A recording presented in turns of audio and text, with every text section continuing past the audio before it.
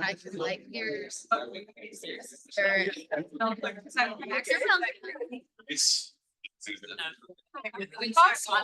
Yeah.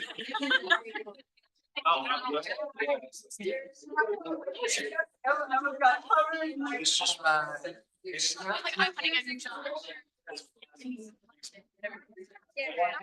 I like can't believe it's actually happening.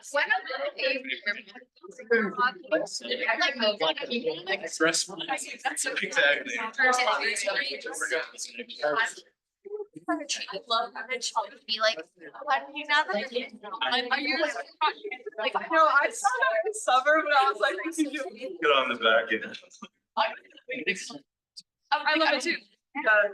It was like. I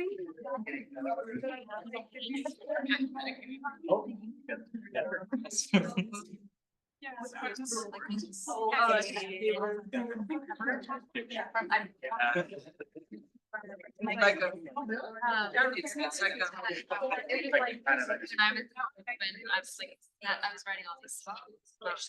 Other message. Like, and then they had that haircut and this.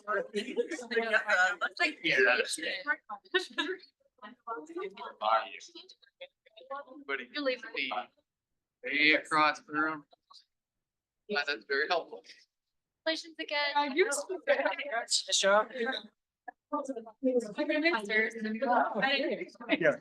Congratulations.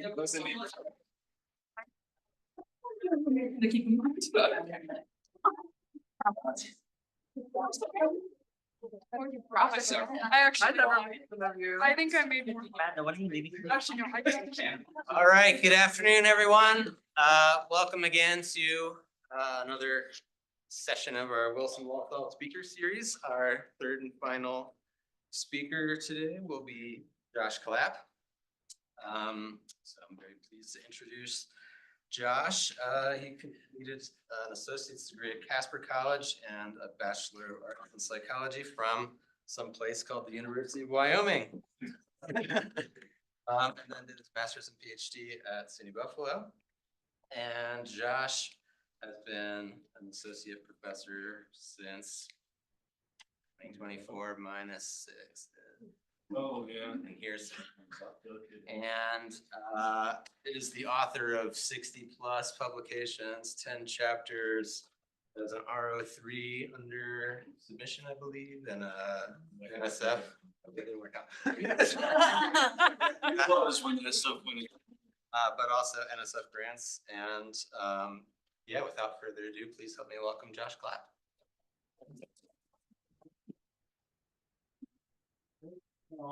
Thanks everybody for coming in to hear me come through and talk about things that I like to talk about. Most of you haven't had to do that since your first year. So thank you for coming in, doing some stuff. We're gonna go through and talk about some interpersonal dynamics of trauma today, and some stuff that have done and data collected in the lab.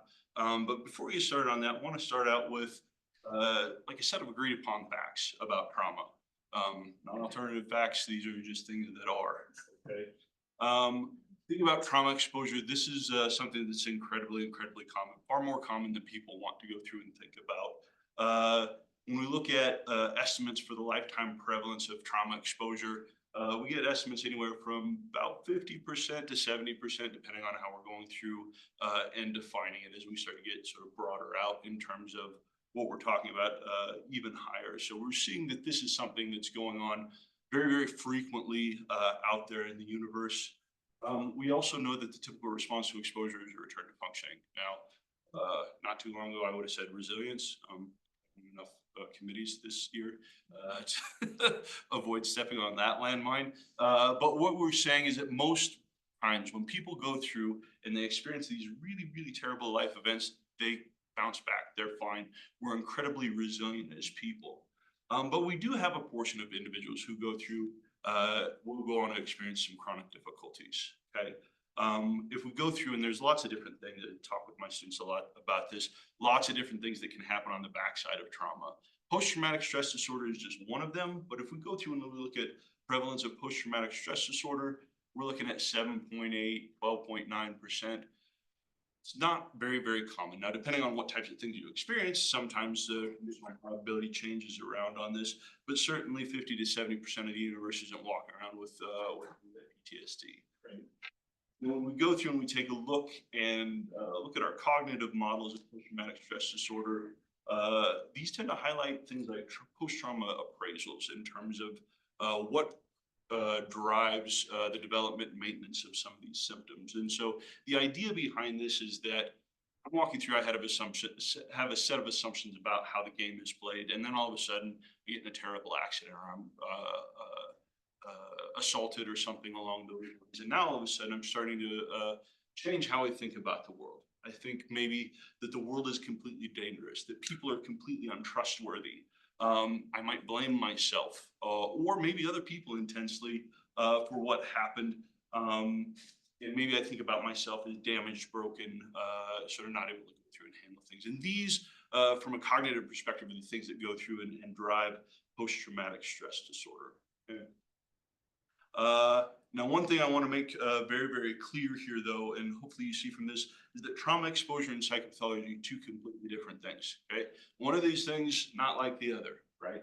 Problem is we often get these two things confused and conflate them, right? But $1 million question is, what causes people to go through and develop chronic symptoms after a traumatic event? Okay? One of the things that's come up quite a bit, a lot of research on this, is social support. Okay, this comes from some models of sort of stress buffering models, where the idea is that if we have people around us to go through and support, these support systems are going to be helpful for all sorts of different. We think about social support as kind of one thing, right? But it's actually a lot goes into this. We've got esteem support. Or esteem needs. We've got informational needs. How do I go through and sort of navigate this situation? Companionship needs, instrumental needs. I need sort of a ride to the grocery store because my car got crashed and I don't have one, right?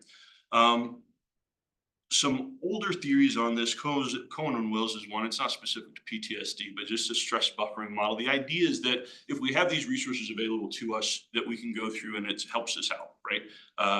Positive impacts across all of these domains.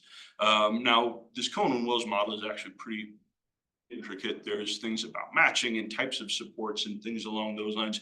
But the heuristic in kind of the larger trauma field is just support is good. Support is sort of the thing that goes through and helps us buffer against things like post-traumatic stress disorder. And we have good evidence of this. Well, we have good evidence for an association between perceptions of support and subsequent psychopathology. Meta-analysis, we go through and we take a look.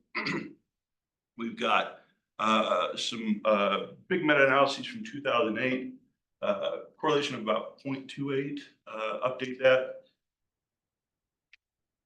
More recently, and we get the same estimate, which is nice to see some consistency. You can see first year students, 13 years worth of additional data, shrink your confidence interval down, right? So we get a little bit more precise with this, okay? So, but this is pretty standard, or we understand that this is one of our biggest or strongest correlates and most consistent correlates out there, okay? So at one point in time, there was a young Josh Clapp sort of noticing this. And sure, there we go. Young Josh Clapp noticing this, right? And saying like, well, yes. And if we go through and we take a look, it's not actually accounting for, Tara really like that shirt and tie.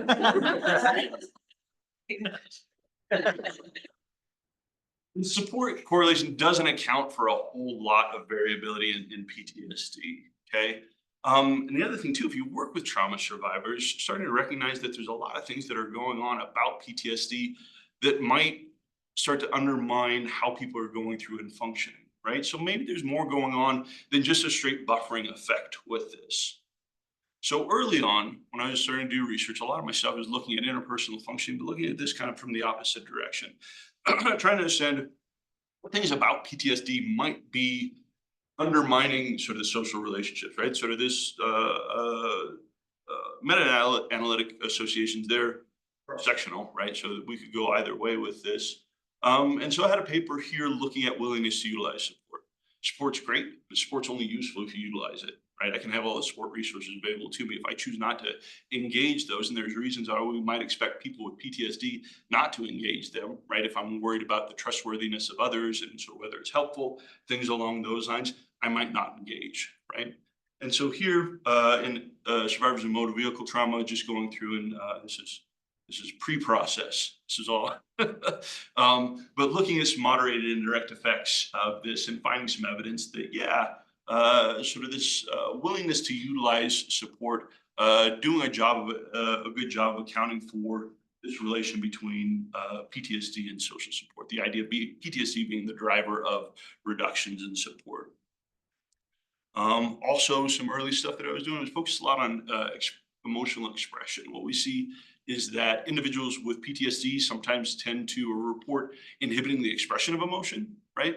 And emotional expression is important for social communication and things like that. If you think about anybody in your life who's kind of a blank slate and sort of doesn't show them, it's hard to read them, right? And so if I'm going through and I'm not expressing the emotion that I'm experiencing, that could be problematic, right? So the question I had was like, well, what's going on with why are people going through and doing this?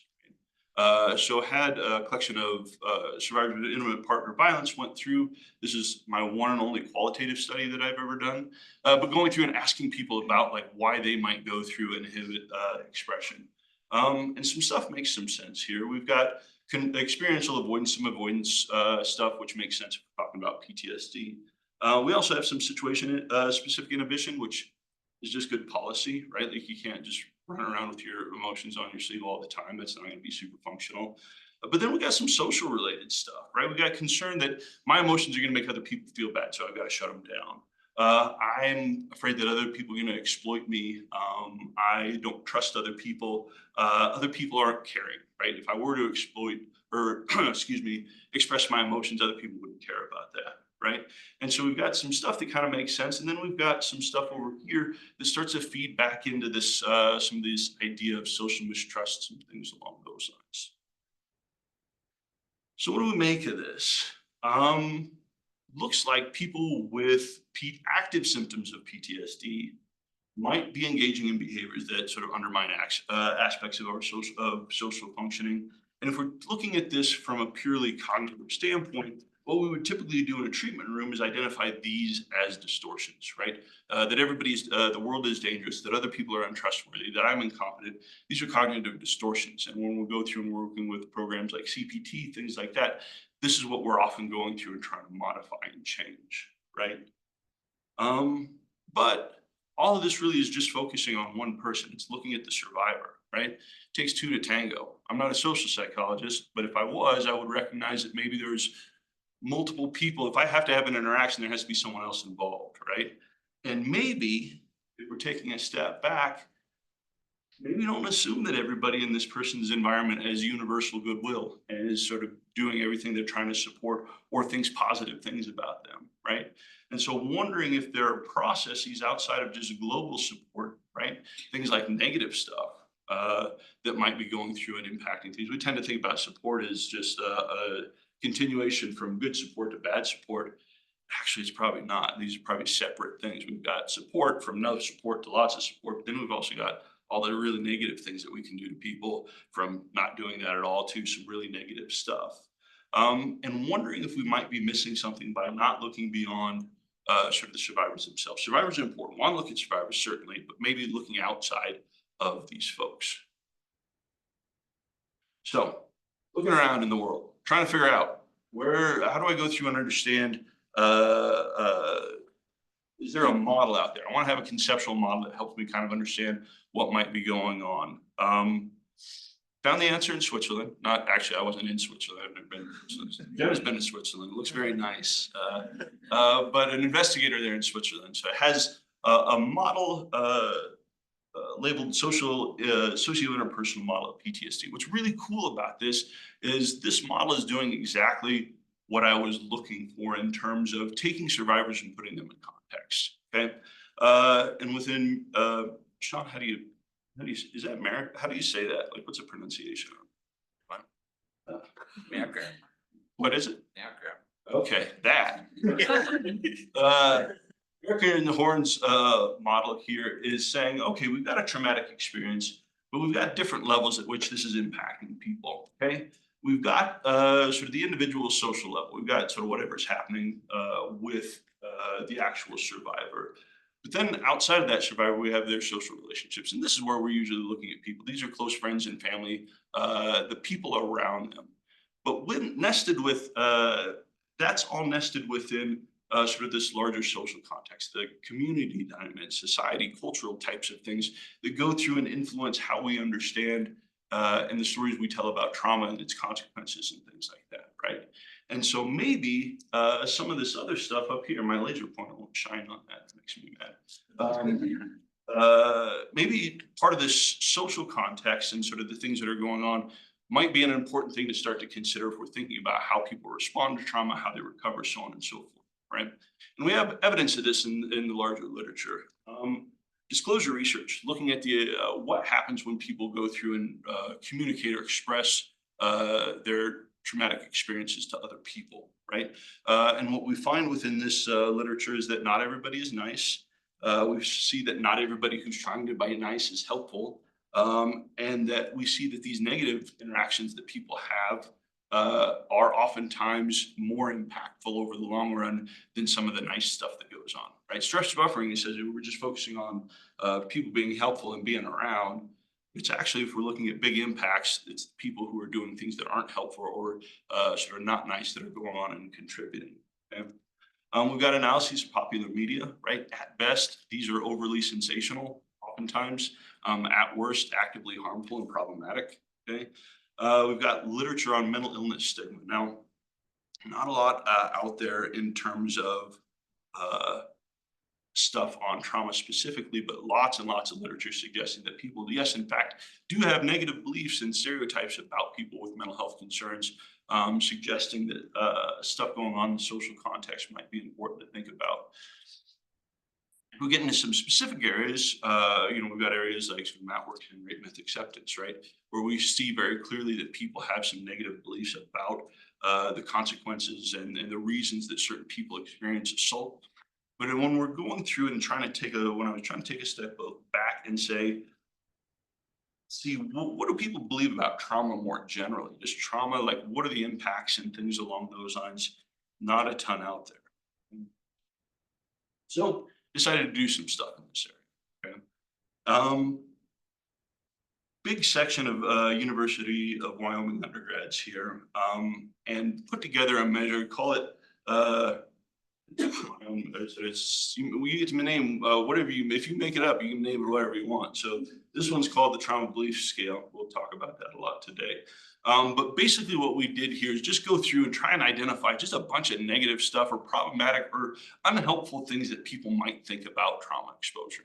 Okay, not PTSD, just trauma.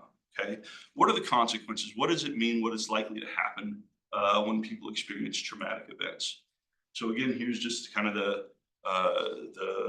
instruction set for this. Wanting to make sure that people are sort of identifying, because you say trauma could mean anything to whoever's reading that. So I want to be very specific about what we're talking about. And all we're just asking them to do, give them 51 items, just tell me yes or no. Whatever you think, just go through and indicate that. So we gave people this survey we put together and then got some information on background demographics, got good trauma history, asked them about their own personal trauma history, coded that, asked them just in a yes, no, whether or not they have a close friend or family member that's ever been exposed to trauma, right? If I'm thinking about the beliefs people hold about trauma, probably relevant to see if they've had any personal experience with this in their past, either themselves or someone who's close to them.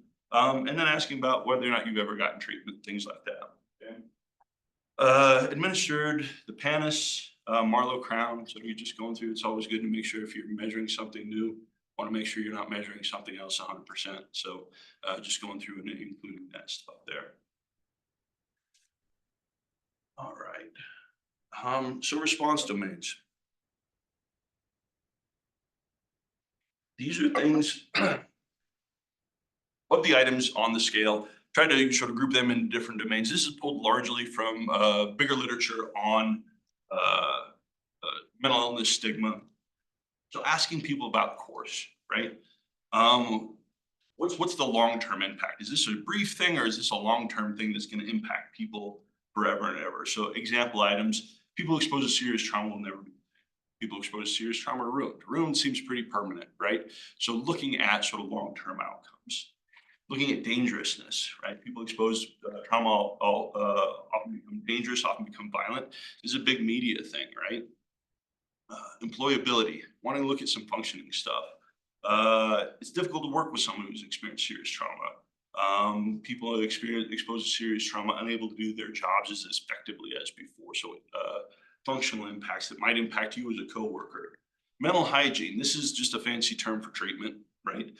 Do people who are exposed to trauma need to go in for treatment? Moralizing, just some negative stuff, be like it's your fault. People are having a hard time moving past or making excuses. They're out to get something. We've got social concerns that often come up with mental illness stuff. It's difficult for someone who's experienced serious trauma to be a good parent. I would be hesitant to develop friendship with someone who experienced serious trauma. And then also looking at some predictability. This is a big thing in mental health stuff too, right? The sort of the people are, you don't know what they're going to do, right? So they act strangely, generally untrustworthy. Okay. So these covers like different domains that we went through and took a look with this. Okay. So what we did, a lot of stuff here, went through and looked at these groups, sort of submitted these to a latent profile analysis to go through and see if we can extract sort of groups or profiles of types of responding with this. Just in general, just looking at mean item level stuff, see that endorsement of items in the domains involving this. Course, so long-term impacts, mental hygiene, whether or not people need treatment, social concerns, people are endorsing these at pretty high frequency, okay? Moralizing, dangerousness, employability stuff, not so much, which is what we would hope to see, but still endorsed. Most people aren't endorsing these, but still an uncomfortable number of people are, right? So just sample individual items. People who have difficulty moving past serious trauma are emotionally weak, a quarter of the sample, right? Often become violent, quarter of the sample, difficult to work. These might be the same people, right? But we've got a subset, and this is why we're doing these analyses to see if there are different profiles that we get out of this, okay? And so here's what we found when we go through and extract these. Solution with this model arrived on a 5 profile solution, looked at other ones. This one was the one that seemed to make the most sense. Biggest profile, capturing the most people, something we called sympathizing, okay? These are folks who are generally endorsing low levels of stereotypes, but they're still having elevations in things like course, treatment needs, social concerns, predictability. They're doing the best of everybody, and they're probably sort of like, think about these as, what do you call it? Social folks, modern racism scale, or sort of like sexism stuff, when people like trying to be nice, but it's like, what's that? Benevolent. But yeah, benevolent sexism, stuff like that. I kind of think about this as kind of the same thing. Like relative to everybody else, they're doing okay. They're probably the best you're going to get, but there's still problematic beliefs that are coming up at a pretty high level. Next profile we pulled out, not a ton of people in here, which is nice. This is the folks who are just clearly pejorative, right? These are people who are reporting a lot of endorsement, a lot of stereotypes across all domains, but really kind of the characteristic feature of this is endorsement of moralizing stuff, that people are faking, that they're weak and things along those lines. But even with this pejorative group, you see they're similar in terms of course and mental hygiene. So they're not that different in some domains than sort of our best case scenario here. We've got a fearful profile. These are folks who are just high on everything except for moralizing, right? These are folks that are not blaming you. They just think they're dangerous and don't want to be around you. And they're real scared about what trauma is going to do for you. And then we got sort of two kind of intermediate groups here. We got a safety focus and a performance focus. Safety focus, kind of intermediate, but what it's really marked by like high levels of dangerousness. Really worried that people exposed to trauma are dangerous and sort of don't want to be around that. Performance focused, not so worried about danger, more worried about sort of having a coworker or someone like that, so going through and doing things there, right? So these were descriptively the different patterns that we pulled out of these data.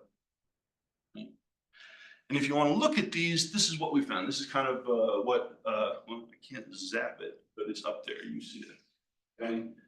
So this sample that we've got here, very white, very women focused and young people. Okay. Now, thing if you ever run these types of models is sometimes stuff, they often don't work. You often just get profiles where it's just low, medium, high, and that's not super exciting. Here we've got all sorts of crisscross stuff like that, which tend to be kind of cool, right? But the other thing you always want to worry about, particularly if you got some of those low samples like we had before, right? I got a lot of people in this sample, but only 5, 7, 9% reviewers get worried about that, right? So I want to go through and say, hey, if we do this again, will we see the same type of thing? And yeah, it's crazy, we do, okay? Another undergraduate sample, we got 502 in this group here, okay? And the profiles are almost exactly the same, okay? And if you go through and if you look at the supplemental materials, right? Really consistent levels of responding in a completely different sample. Made sure that these weren't the same people. These are distinct folks, okay? So there's a lot of stuff that's going on there. Problematic, right? You're like, well, maybe these are just undergrad knuckleheads who's are just going through and reporting high levels of stuff. You know, also these are undergraduates for the University of Wyoming. That's a very specific population. Let's go through and see what happens if we go through and get responses from people out there and other people out there in the universe, right? So we went through and got an MTurk sample. Now this is also a very white and mostly woman sample, but a much older sample, right? And more variability in terms of the sample, but again, almost exactly the same thing, okay? And so again, if you work with these types of models, I'm like, I can't submit this. Someone thinks I'm going to fake this data. Right? It just like falls on top of each other, right? And if we go through and we take a look at the actual item level data, it's the exact same thing. Like it doesn't look real. Yeah, I don't know. This is pretty wild to me. Other thing we did is we went through and took a look at our groups, right? Our different profiles and tried to say, okay, well, what's going on? Like, who are these people? Like, can we start to see in terms of background characteristics, stuff like that? Again, here and there, something will pop up, but nothing that replicated well across these samples. And so most of it came up null. Again, first years, if we got a 500 some people in your sample and things are coming up null, that's actually pretty impressive, right? Because that's pretty, you're teasing apart tiny stuff with that type of a sample, right? And so no systematic differences evidence for systematic differences that we found for sex, respondent trauma history. This is wild, right? You'd think that like your own trauma experience might go through and impact how you thought about trauma. It doesn't. Close friends or family exposed. Also something almost certainly should impact how you go through and think about trauma. It for sure doesn't. Well, we don't, at least in this, it doesn't. Prior treatment history. Maybe if I've gone through and been involved in treatment, maybe I'm a little bit sort of more, sort of think more carefully about this. Nope. Social desirability didn't really have an impact. And state level of affect, nothing that was consistent, right? So again, yikes, right? I don't like all the things that should correlate with these different folks don't seem to, right? So we've got something that looks like a very stable set of profiles in the way that people are responding to this. And the things that we think should help us go through and predict who has these types of beliefs about it aren't doing it, right? That's not to say there aren't things that will, it's just we didn't find them in these data. So some take home points here. We're seeing endorsement of stereotypes at some pretty alarming rates, right? So from a clinical standpoint, if you're working with someone who's a survivor and they're like, hey, people sort of think I'm strange and people are avoiding me and things along those lines, maybe that's not a distortion. There's probably a reason that they're thinking that, or there very much could be, right?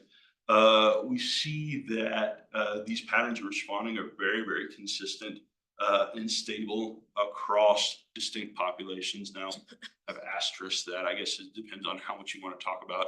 University of Wyoming undergrads and MTurks is different. They're actually pretty similar. They're just older. Like it's just like University of Wyoming undergraduates just like grow up to be MTurk workers. Right?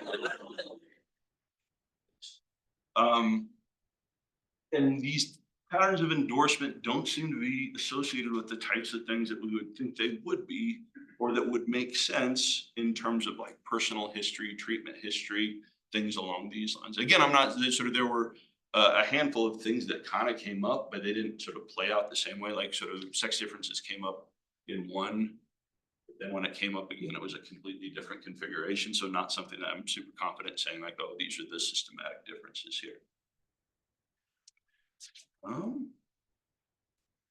All right. So, from the perspective of America and Horn's model, okay, it looks like this could be problematic. If these are the types of things that beliefs that people are holding about trauma out there in the general public, then we might expect that this to start to filter down and impact survivors either directly or indirectly, because people out there in the universe and in the general public are also friends, family members, things along those lines, okay?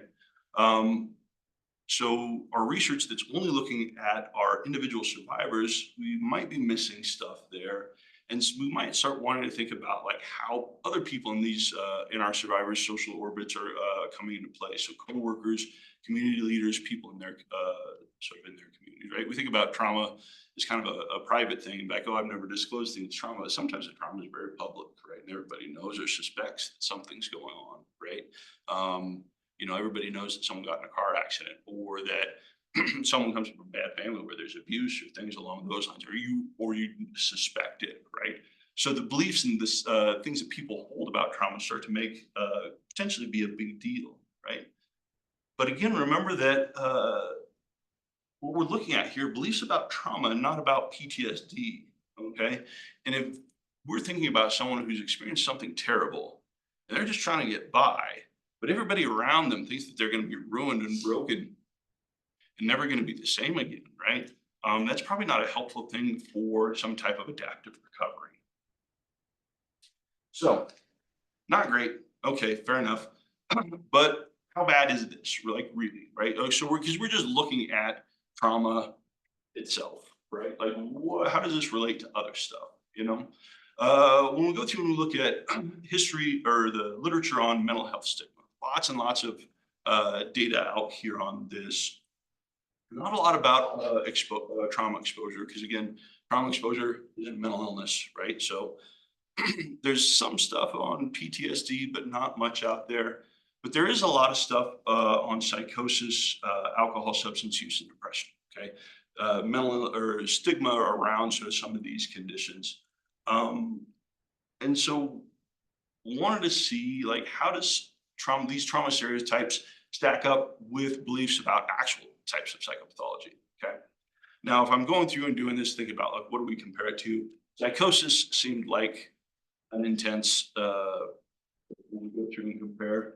So what we did instead was we went through and got a sample of undergraduates and took TBS, and then we just created alternative versions of this. Okay, so we've got a version that instead of trauma, we just replace trauma with depression. Okay, so people are just reporting negative beliefs about depression.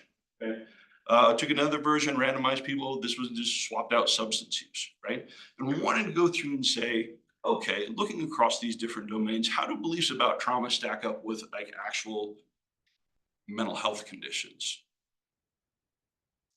So here's what we found. Still not great, okay? Again, remember we're asking people about a belief about an event that happens to people, not a mental health condition. What we see here, if we go through and look across these different groups, and again, what we did is just randomize participants to go through and report on one versus the other. What we see is that substance use still kind of wins the day. Sort of, I was saying, like people still are like a lot of stigma around substance use. They don't, a lot of beliefs about chronicity, danger, treatment, sort of moral stuff, right? But trauma is similar to, and if you go through and look at this, substance use beats everybody out here except for treatment, and sort of moral stuff. So people reported similar moral beliefs about substance use and depression. Trauma won out there a little bit, but in terms of treatment, everything kind of falls up the same. But if we look at the comparison of depression and trauma, we're seeing that these two things are very similar, right? The level of stigma that people apply to major depressive disorder is similar to the levels of stigma or stigmatizing beliefs that people are applying to the consequences of trauma exposure. And we even see here that in terms of chronicity, people are thinking about the impacts of trauma exposure as being more chronic than major depressive disorder, which is backwards because depression stuff is pretty chronic, as we know if you go through and do this kind of work. So it looks like, based on this data, that people are treating trauma exposure as if it is a mental health disorder, which is obviously going to be problematic for a lot of reasons. Okay, so fine, whatever. Okay, people are saying X, Y, and Z. Does this actually have any impact on how people go through and treat people, or the types of support they're willing to provide to folks? Well, our models of mental illness stigma would say probably. Okay. Here, this is a model that Corrigan put together. It's just not anything unique or interesting about this relative to other models of stigma, but just kind of walking through this process. We see cues. People have will activate stereotypes, and if people endorse those stereotypes, then we've moved into prejudice. And then if people go through and act on that prejudice, then we're sort of transitioned into some discriminatory behavior. Okay. Now, do beliefs about trauma impact behavior? I don't know, right? But what I thought we might be able to do is go through and ask people about some vignettes to see if it at least impacts their response to, or their willingness to hypothetically or engage support resources or help out with some hypothetical survivor. Okay, so again, got some undergrads, and what we did is had people go through and complete the TBS questionnaire stuff online at time one. Okay, wanted to do this prospectively, one, because prospective association's stronger evidence, right? It's not probably helpful if I go through and ask Beck, hey, do you hate gym? And then immediately ask you, Beck, you want to help a gym out, right? It sounds like a trap. Okay, you're probably going to sort of have some response to that. So what we did is we have people go through, fill out TBS at some point online with a bunch of other stuff, and then have them come in later for a scheduled in-lab visit. Say, hey, come on in, we're going to have you go through, and here's where we went through and had them go through and fill out these vignettes. Took them about 2.5 weeks later, sort of trying to space it so there's enough time, but not so much time that we go through and lose everybody. And so what we did is went through and had them go through, ended up being 8 counterbalanced vignettes. 4 of these vignettes were things that we would qualify as significant trauma, like big T criteria trauma types of events. Other ones kind of mixed in there. These were just things that are stressful, but not things we would call traumatic events. Okay, so had them go through and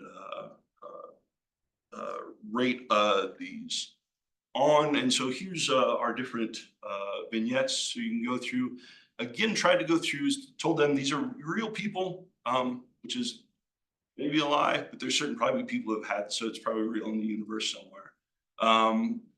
But had them go down through, here we're just putting down the trauma vignettes, and then, well, we've got an infidelity one down there, so you just kind of see how we went through and did this, okay?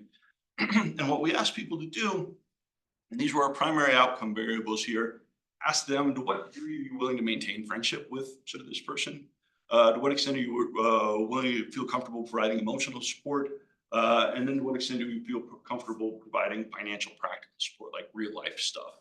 Okay, and have them report this on a 0 to 8 Likert type scale to go through and try and gauge sort of willingness to go through and provide support to people.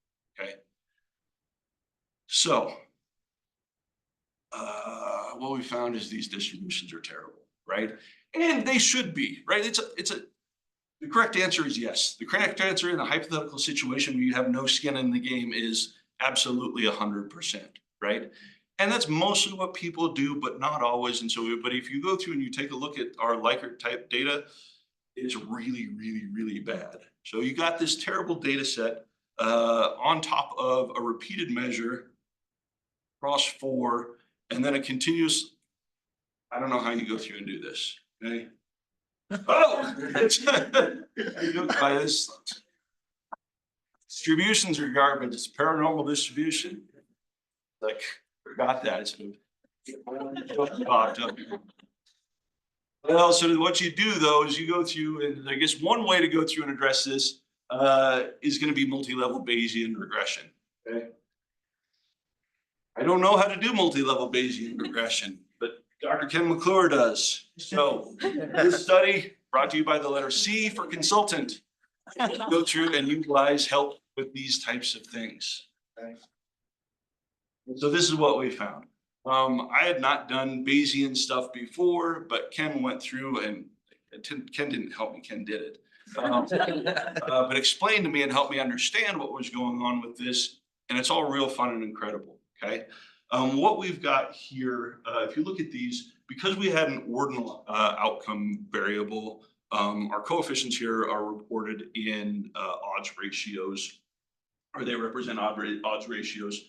Vertical lines here, we got here on the 1, that's even money, right? So that's a null effect. And so with each one of these distributions, anything where this thick horizontal line crosses, where it crosses 1, that's going to be something that sort of is inclusive of a null effect, right? These red lines sort of moving up and down, these are regions of practical equivalence. So again, thinking about this idea, okay, just because I exclude that null value, does that necessarily mean I have something that's interesting and worth talking about? These aren't based on anything outside of just kind of guesses, but these represent sort of about these represent a half of a small effect size on either side. So about a quarter of an effect size on either side of the null value here, okay? And what we have are sort of pairwise comparisons here. So we've got looking at, so for friendship, we've got willingness to provide friendship for sexual assault versus accident. And that's sort of dead center, there's no difference, right? Friendship for sexual assault versus disaster, MVA versus disaster. And then we've got sexual assault versus combat, MVA versus combat, disaster versus combat, where we're seeing very, very clear reductions in willingness to provide assistance to military members here. We've got our effect for positive affectivity, negative affectivity, nothing going on there. Social desirability, no effect there. And then our belief survey. Looks like for friendship, right?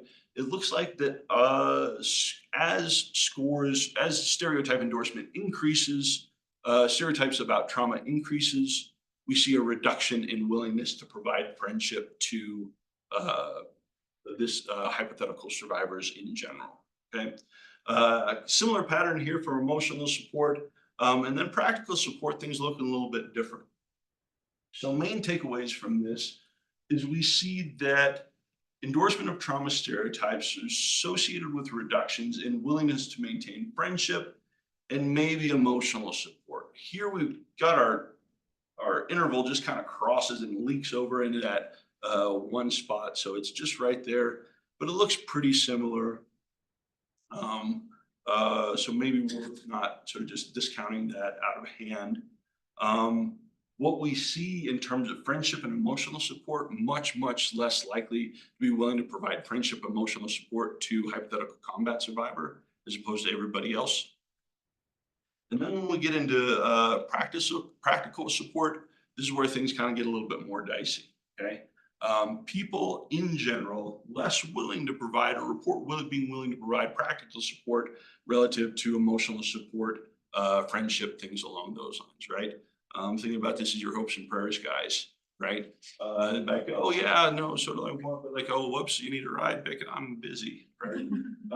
And we also start to see differences in terms of still, in terms of combat versus sexual assault, combat versus accidents, less so. But then you get an interesting thing where you got disaster in here. I think that's just because people sort of, you see what Florida just got blasted with a hurricane, right? Like, whoops, that's a mess. You got messed up by a hurricane, you need some help. Like, oh, I'm busy, right? I'll be your friend and give you emotional support, where practical stuff starts to become a little bit difficult. Okay? So, interesting stuff. Looks like we might see some impacts on sort of on outcomes, but you might be saying to yourself, okay, Josh, but you're a clinical psychologist. Why don't you do clinical psychology stuff, right? Haven't done anything that's actually working with clinical populations up to this point, right? And we started all this by asking about whether or not our distortions about our perceptions of others in the world are actually distortions, right? Are they distortions or are they just accurate reflections of what's going on, right? I mean, we've got evidence that people are out there in the world are reporting negative beliefs about trauma at high levels, right? It looks like that endorsement isn't related to anything that I've ever experienced in my lifetime. And that the level of negative endorsements or the endorsement of stereotypes is at least on par with other major mental health issues like major depression, okay? And so question is, to what extent are distortions distortions?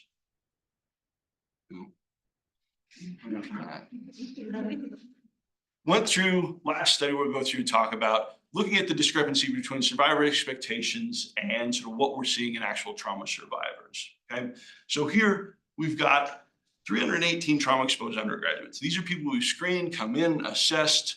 Sort of these are folks who've had bad things happen to them. We know that. The 906 other folks, those are usual suspects. These are people who we've already seen before in previous studies. We just sort of are repurposing their data to go through and provide a comparison. And what we did with our trauma survivors here is we went through and again took another version of this modified TBS, included this as a larger in part of the larger assessment study. But we're asking our trauma survivors, one, do you believe this statement is true? Which is fine, that's what we've been doing before. But then also asking them, what do you feel that other people generally think these things are true? As in, would the typical person, sort of not you, but how much do you think the general person out there in the universe would think that this was true? Okay. And then so we go through, ask them to go through and respond to this. Okay? And here's what we found.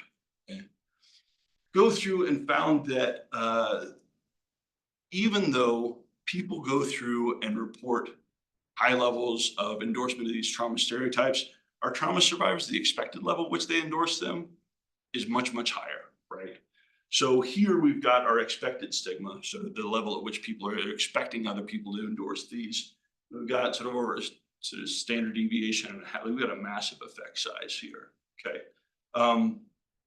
Notice that these are confidence intervals, these aren't error bars, right? This is what happens when you got massive samples. But we're seeing sort of discrepancy here. So we are seeing that evidence for distortions are a thing, right? The level at which people believe that people are thinking these things is much, much bigger than what people are, the level at which people are actually endorsing. So this is good. I don't have to get in a fight with Patty Resick. That wouldn't end well with me. So we're good. We can say, yep, distortions are going on, right? It's just that sort of they're probably informed by some stuff, okay? And if we go through and we take a look at self-stigma, we're talking about the extent which survivors themselves are endorsing some of these stereotypes. It's not as much as people are reporting. We also have like 900 people in this. Like, so we're seeing like a very, I mean, not a very, it's a small effect, right? But again, this kind of makes sense to me because remember when we found that sort of their people's own trauma exposure and their experience with stuff didn't have any impact at all? Well, yeah, we're kind of seeing that. It's looking kind of the same, right? These are folks who come in who have actual trauma and they're still sort of reporting kind of the same levels as what we're seeing out there in the general. Now that general group is like a mix of trauma survivors, not certainly, but yeah, this was interesting, sort of that they're kind of at the same level. All right. So I'll figure things out. Where am I at? Grand scheme of things. All right. So I believe we can agree this talk has had everything. That confidence. This talk has had garbage distributions. It's had memes to distract you from the actual science. In terms of our big picture conclusions here, we can say that endorsement of these stereotypes is likely or is common. Consequences are likely widespread. Okay. It looks like we've got conflation between trauma and psychopathology, which is obviously problematic. And we've got very, very consistent patterns of endorsement, at least in educated majority white culture. If we want to say MTurk is representative of majority white culture. Okay? Other thing too, if we go back to those regions of practical significance with the Bayesian stuff like that, right? So the impact of belief trauma or stereotype endorsement on willingness to provide friendship and things like that wasn't very big, right? It sort of peaked into that regions of practical significance, suggesting like, well, is there any practical impact to that? I think the thing to remember here is that sort of these negative impacts that we've seen this in the disclosure literature, far more impactful than the positive stuff, right?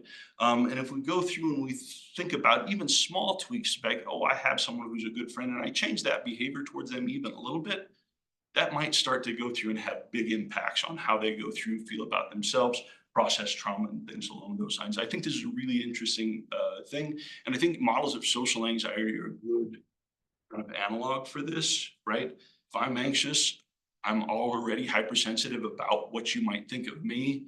And then if I see any type of thing that might even suggest that, now all of a sudden that's reinforcing stuff and now things spin out of control. I think this could be a good way to start to think about some of this stuff. And I think we also, not that this has proved anything, but I think it's important to think that looking at research beyond just survivors themselves is important.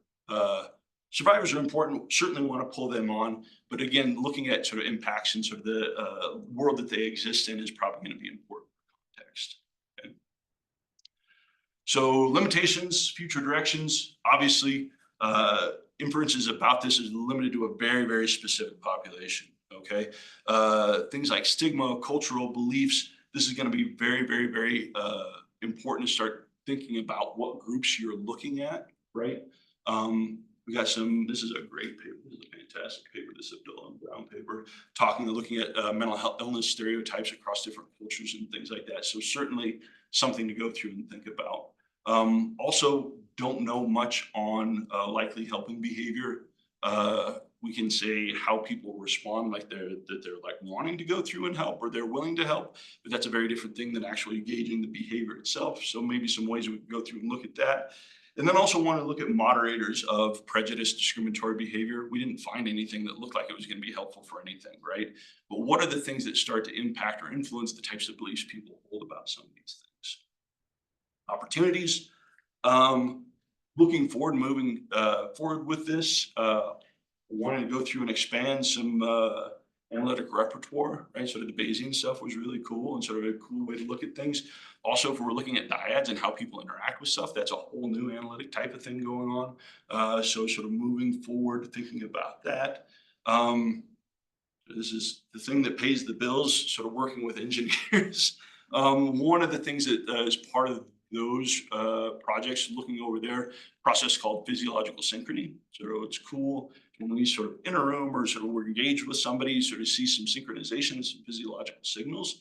Thinking about that as a objective marker of engagement and things along those lines. And so that was the, we got shut down, but sort of looking at sort of we're gonna, you can't keep us down, we'll try.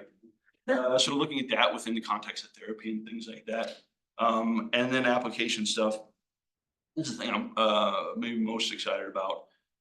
Thinking about when you go through, do trauma-related stuff, sort of one of the big questions people are like, oh, what do I say to somebody who's gone through and experienced something like that, right? My answer used to be like, oh, just treat them like you normally want to be treated. It's fine. Just treat them like a real person. Don't be weird.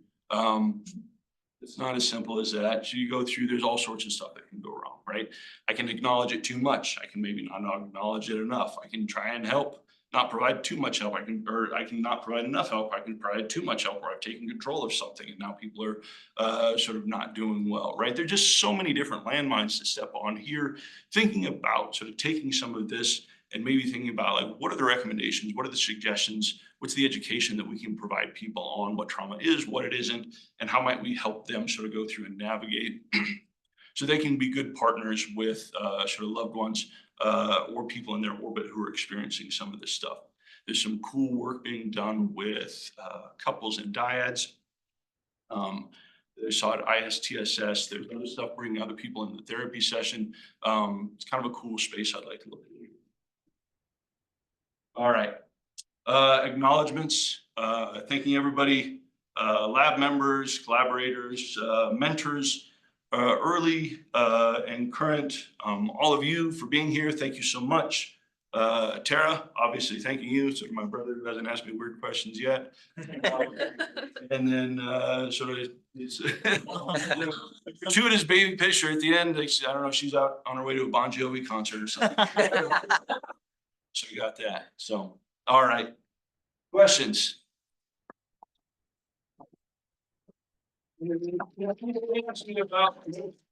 Stuff. I'm just.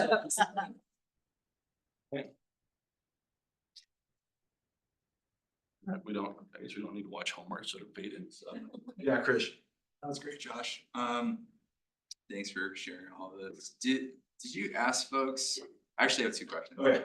Did you ask folks whether or their beliefs about experience of trauma resulting in frank psychopathology? No, just left that wide open, right? Because I just want to see, my assumption was, I'm gonna let them, I'm gonna say, hey, this is what trauma is. And then we're just gonna let them sort of take that where they want to. So, I mean, my working hypothesis is that people hear, and you see it all the time, right? So they're like, oh, in the clinic room, or in the clinical area, someone comes in like, oh, I had this happen, I got PTSD. Like, well, you have a lot of things, right? You're certainly not doing well right now. So what we call that should maybe a different thing. Second question. Okay. On the what do we make of this slide? Was that like an animated Anakin Skywalker? We're moving to the dark side. We're not support. We're moving on all the. I think his lightsaber color was wrong. Yeah. I was gonna say that. Yeah, here's the thing. Just going through and Googling stuff and then trying to. I'm just trying to make sure like what I throw out there isn't racist or inappropriate. Well, I thought this so appropriate. No, this one where the.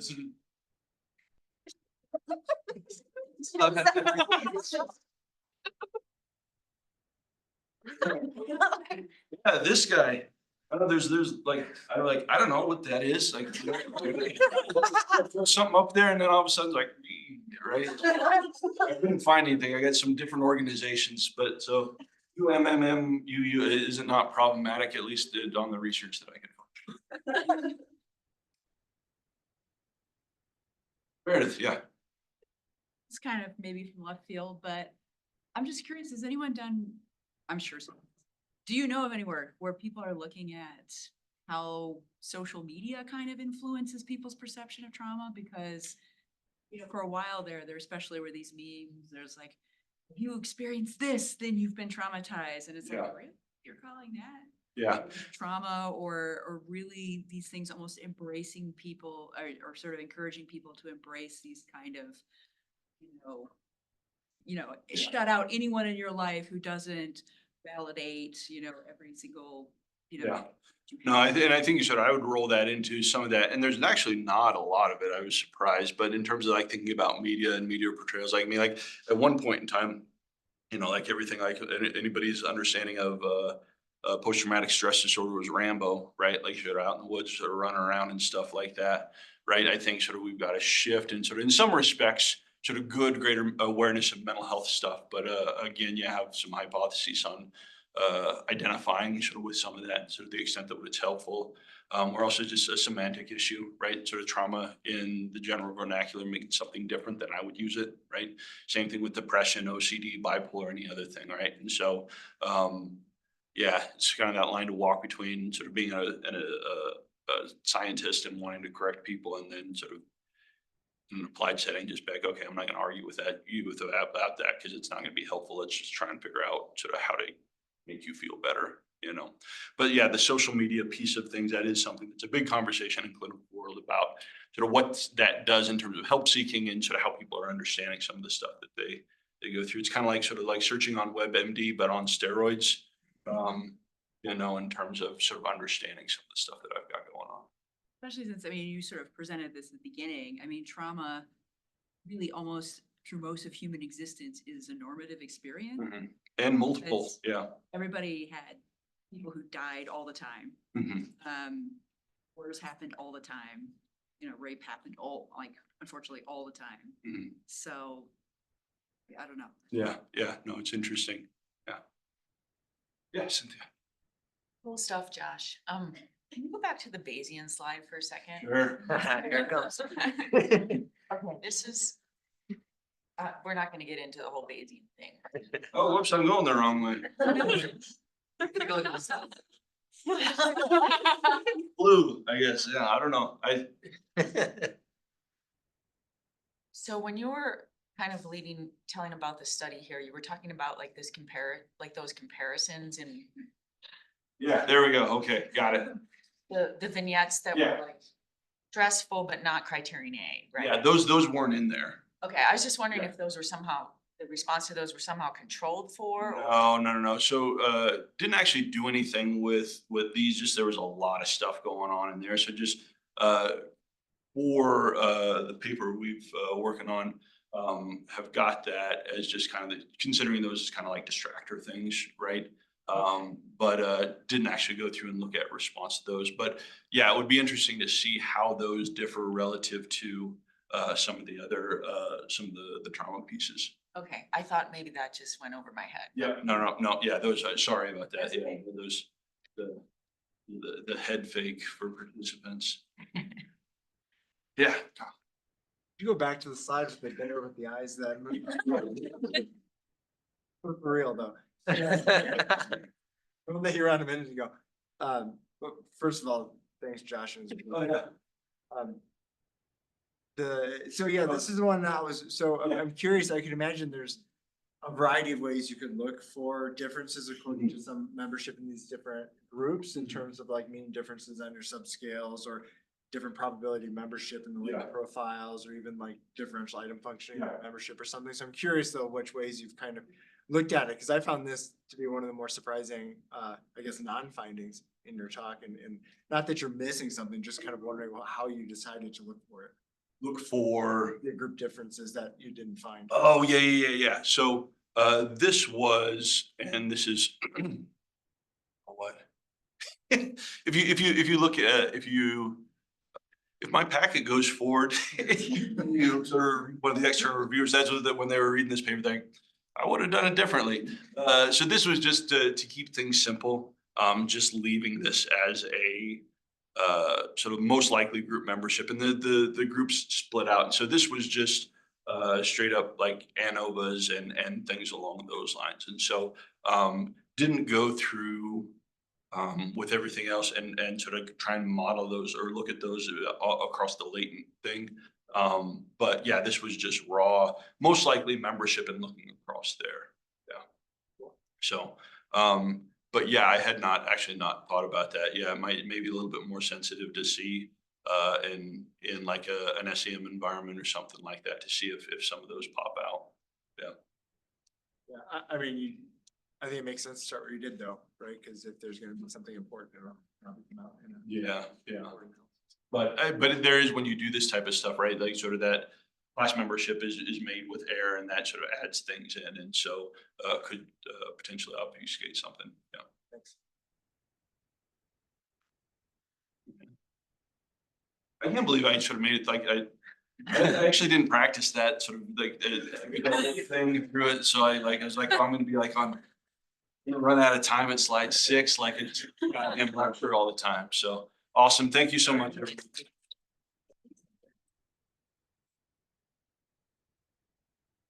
We have a reception to follow, so you can ask questions there. Yeah.